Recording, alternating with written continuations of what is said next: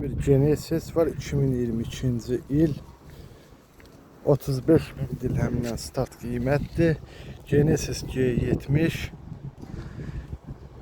bas modeldir. 66.950 mil probeg, 2 motordur. Maşının sağ tərəfində heç bir zədə yoxdur. Tam zədəsizdir. Ön hissəsində heç bir zədə yoxdur. Maşının zədəsi bir qapıdır, bir kırladır. Bu VIN nömrəsidir. Buyurub baxa bilərsiniz. Bu VIN nömrəsidir. Damı sanrafdır. Qapısı kilitlidir. Bu salonudur. Çox ideal bir salonu var. Çox ideal bir salonu var. Çox gözəldir maşın. Damı sanrafdır. Çox gözəl bir şeydir də bu maşın.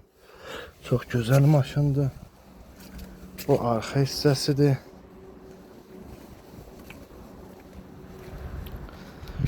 Bu arxa hissəsidir.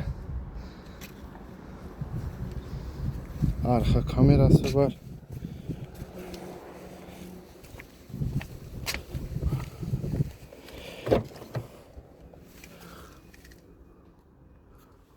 Çok güzeldi kardeşler bu maşın.